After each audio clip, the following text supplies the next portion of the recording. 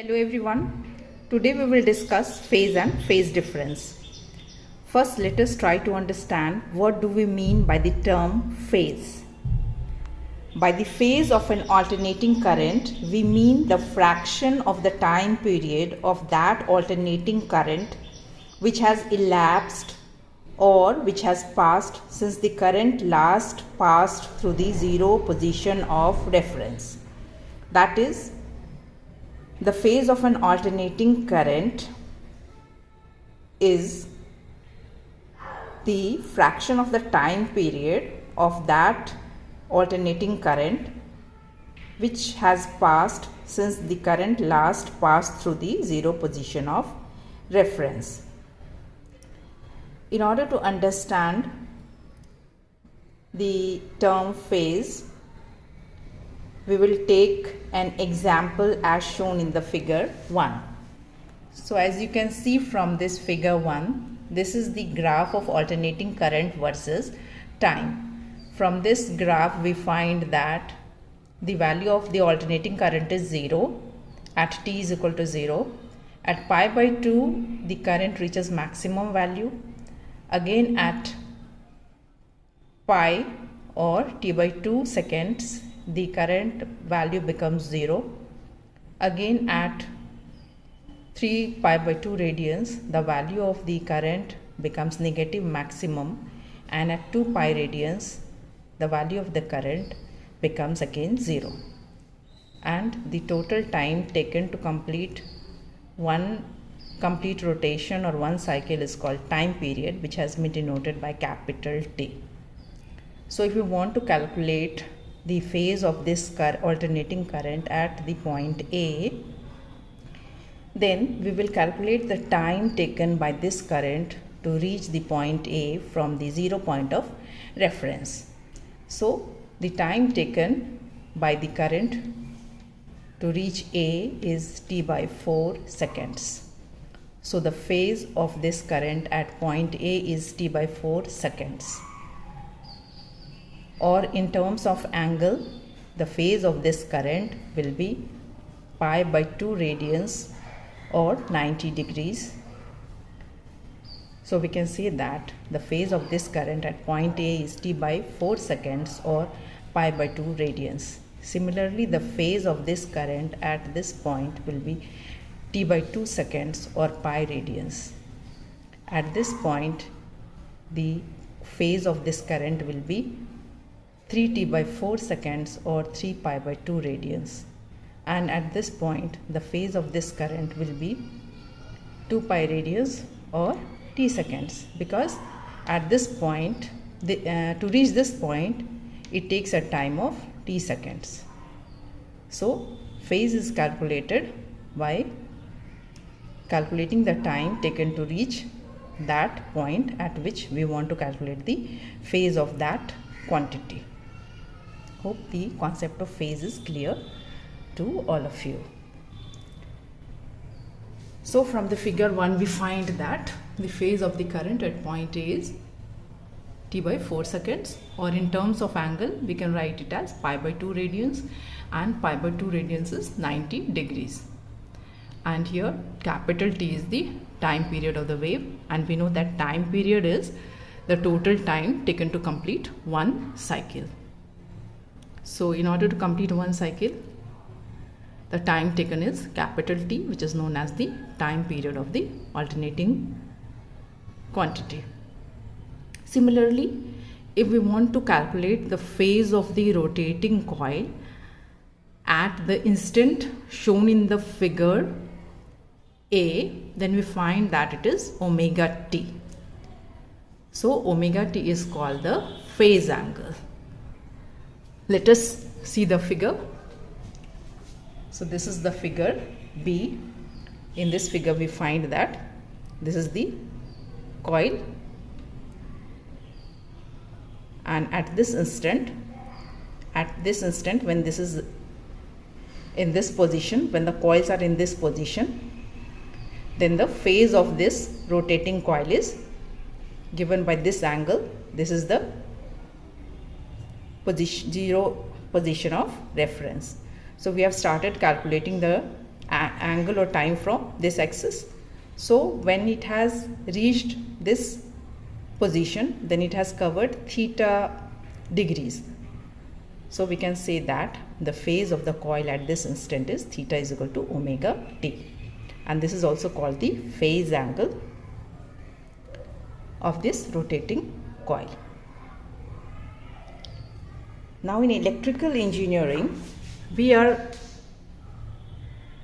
more concerned with relative phases or the phase difference between different alternating quantities rather than with their absolute phases. That is, the phase which we calculated just now is known as the absolute phases. But in electrical engineering, we are more interested in the relative phase or the phase difference between different alternating quantities. So for this, we have taken two single turn coils of different sizes which have been arranged radially in the same plane, and both of them are rotated with the same angular velocity omega in a common magnetic field of uniform intensity. So if we rotate both the coils in the uniform magnetic field with an angular velocity of omega, then EMF will be induced in both the coils. And since both the coils are rotated with the same angular frequency, so the EMF induced in both the coils will be of the same frequency, and the EMF induced in both the coils will be of sinusoidal shape, but the values of the instantaneous EMF induced in both the coil will be different because both the coils are of different sizes. So let us see this case when both the coils are rotated in a magnetic field of uniform intensity. So as you can see in this figure A, we have taken two single turn coils. This is the coil A, this is the coil A, and this is the coil B. So coil A is rotated and coil B, both are rotated simultaneously in this magnetic field having uniform intensity, and both are rotated with the same angular velocity of omega. So when both are rotated together in this magnetic field of uniform intensity with an angular speed of omega, then EMF will be induced in both the coils. So we have drawn the EMF induced in the coil A and coil B, which has been shown in this figure B.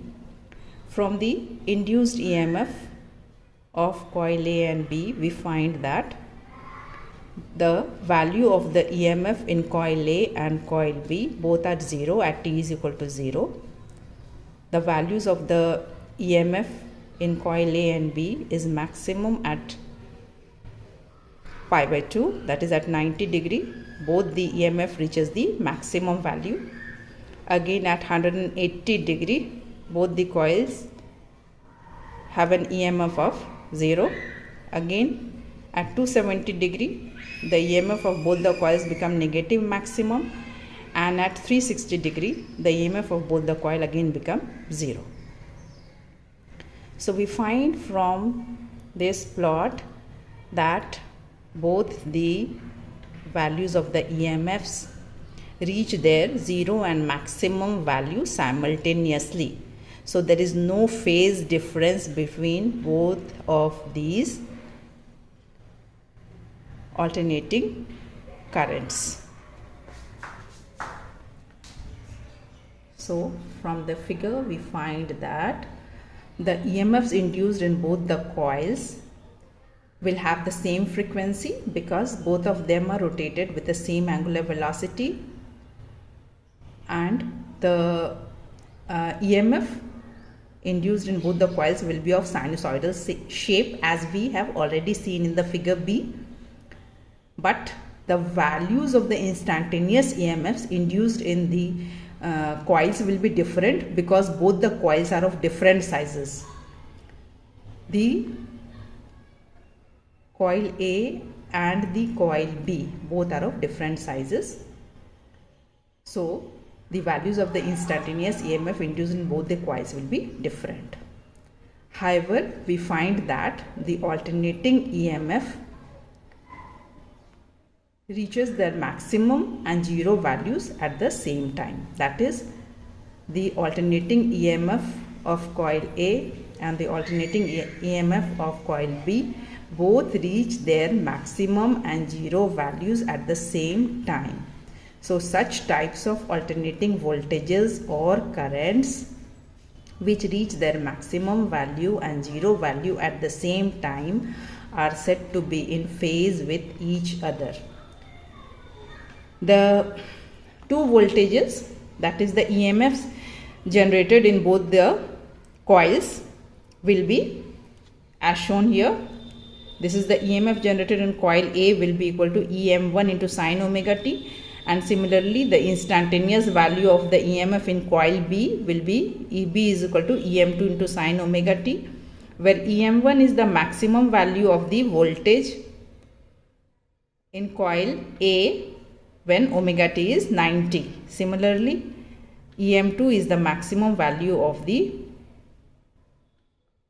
voltage in coil B when theta is equal to or omega t is equal to 90 degree.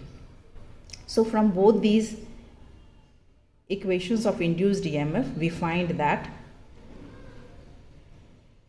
the angle omega t is the same in both the case, as a result of which both the coils will reach their zero and maximum value at the same time. So both the voltages are said to be in phase with each other. That is, there is no phase difference between the alternating voltages of coil A and coil B, or we can say that there is zero phase difference between the two voltages. So we can say that the alternating voltage of coil A and coil B both are in phase with each other because they do not have any phase difference between them. That is, phase difference, they have a phase difference of 0 degree between them. So this is what we mean by phase and phase difference.